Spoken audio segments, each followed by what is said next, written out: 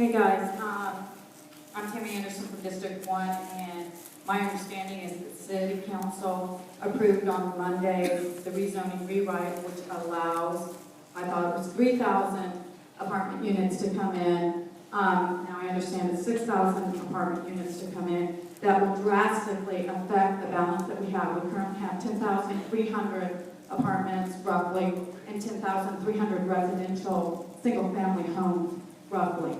So if we're talking 3,000 to 6,000 additional apartments, that changes the landscape of Dunwoody forever. What will you do about it if you're elected or if you stay on council? Mr. Davis? Well, if that is already done, and we are going to be elected in next year, so I don't think that there is too much that we can do, actually. Thank you. Thank you, Mr. Davis. Mr. Shelton? Well, having gotten into this race and meeting a lot of really intelligent people, I already have lined up 2 attorneys that are contract attorneys that have volunteered their time if I'm successful and the people put their trust and faith in me to run. Now, it was already mentioned about the vested rights. We can at least try, at the very least, they will come to us and say they're going to sue us, which gives us a chance to negotiate and I don't know the probability, but what if we get it down to, say, 800 apartments? You know, anything that we can do. But honestly, what I will try to do is negotiate with them and see if I cannot find a way to bring them to the bargaining table. Thank you.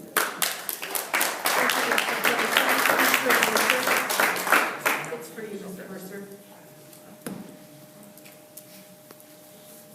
At one point or another, we have to start acting like a city.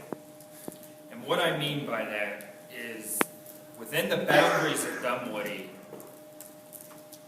this is our territory. We're putting forth a zoning code now. It needs, in my personal opinion, it needs some tweaking, but we've got something on paper that we can work with.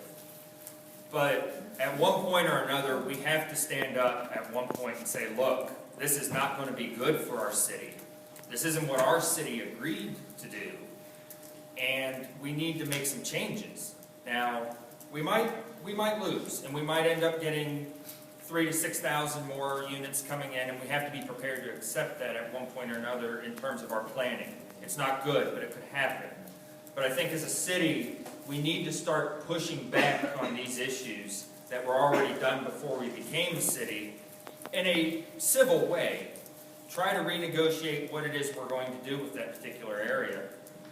Maybe the developer will lose interest. That's a pipe dream, I know. I'm not going to pretend this is going to happen overnight. But there is a possibility that we could get something out of the deal by pushing back, and I strongly believe that the council should at least pass a resolution for the city to challenge some of these zonings so we can start taking a look at this and come up with a deal.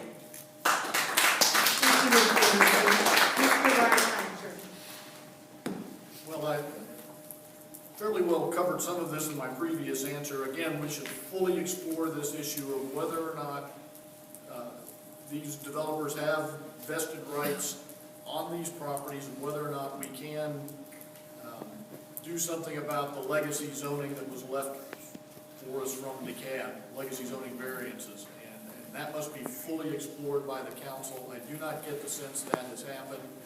And, have the opinions of some attorneys in this area that we do have a leg to stand on, and we should follow up on that and try to protect ourselves from the high-density zoning that was the legacy of DeKalb.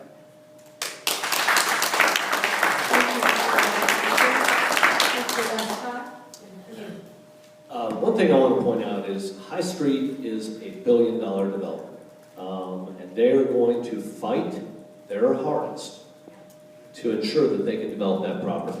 Now, with that said, I don't want 6,000 apartments coming into Dunwoody either, but they're not going to come back with the same exact site plan that was approved by DeKalb County.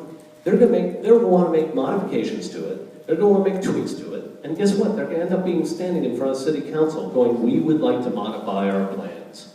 And I want to mitigate and not go to court, because these guys with $1 billion development, I guarantee you they're going to want to sue the city, and I'm pretty sure we're going to end up having a hard fight. And I want to fight the fight, but I want to fight it to where we can negotiate it. And I think it's part of negotiation. The High Street development is 3,000 apartments alone. As I said, I think they're going to come back to us and go, we've changed the plans. And that gives us some negotiating chips at that point. So I want to fight that fight too. Thank you. Thank you, Mr. Davis. Actually, it goes to Mr. Thompson. Mr. Thompson. First and foremost, I just want to let you know, I favor owner-occupied housing. Let me say that again. I favor owner-occupied housing. With that said, property owners have rights in the property that they own. You just can't pass a law in Dunwoody that says nobody can build an apartment. We would not prevail in that situation.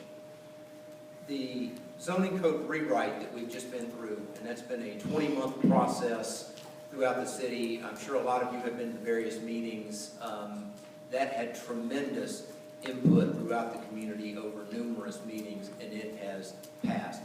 But the zoning code rewrite deals with the processes and the procedures of how we deal with zoning, not with changing the zoning that's out there. So, again, we've got to go and move forward, realizing that if a developer has to come in and they got to deal with any sort of variances or special land use permits, that they will have to come to the city.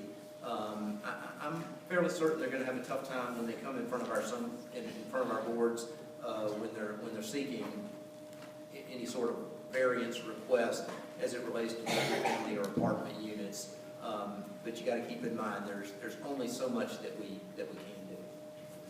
Thank you, Mr. Thompson. Mr. Ames, your question. One of the original mandates of the city was to control high-density growth, and definitely impacts our roads, all of our infrastructure, and certainly, most certainly, our schools.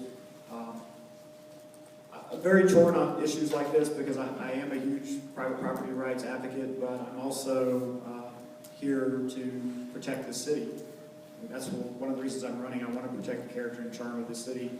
And I think, one thing I would like to do is further investigate the vesting rights thing. I'm not an attorney like my opponent. I would like to have that further investigated to see if there's something we can do about that. If there's not, then the next thing we're going to have to do is we're going to really have to sit there and negotiate with the developers to try to reduce the number of apartments. And last, if that doesn't work, we've got to make it work. We've got to figure out together how to make it work. And I don't know right now. I can't even imagine 6,000 more apartments. That so upsets the balance of Dunwoody that I would be brokenhearted. But when it comes down to it, we can't spend the next 5 years in court bankrupting the city fighting that, if that's what it comes to. I'm not up for that. But we're going to have to work on this. 6,000 is a completely unacceptable number to me. Thank you, Mr. Green. Mr. Thompson, you have a 30-second rebuttal. Mr. Thompson, you have a 30-second rebuttal.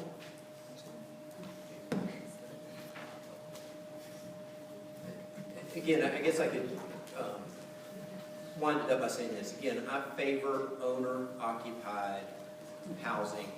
We've got to do it within the bounds of the law. But as long as we start with that vision, we'll do what we can to achieve those results. Thank you. Okay, so we'll move on to our fifth question.